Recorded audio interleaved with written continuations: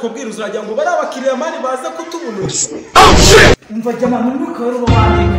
mwuka wero sabutese reba ngo kwasoma mwuka nago wabona ntacyo reka dutangire tubwirize rwose ijambo ry'Imana bari abose no barishoneho nawe bumva kuri ijambo ry'Imana riryoshye ndakubeshye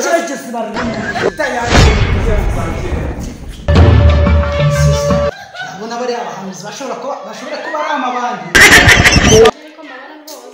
bari abapasiteri na pastor ngaho ni mujaje mutubwirize vuba kumva ijambo ry'Imana Yesu muceceka mwumve Uwiteka Imana yagera bakunda muvuge amena amena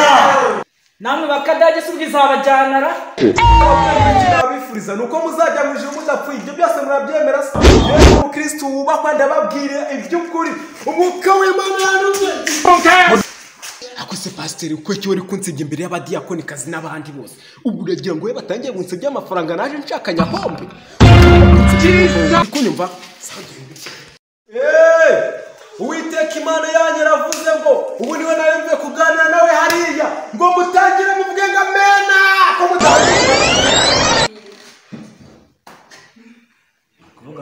hanyuma mwebwe ko mudahaguruka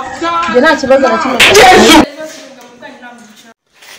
gahora bamwikije kizwe n'abadayimoni simuru bari kujya umuntu kubabwira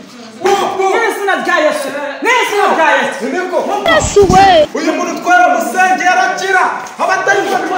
barangiye abadayimoni bamusize yagashwingi bashizemo abakristo ngiro babwire none rero mwese munyumve neza uriya muntu yari yafashwe n'abadayimoni none yarakize mukanya tugiye kuzana bafashijwe bakira ijambo ry'Imana twabwirije haleluya ariko nizere ko mwese rero mwafashijwe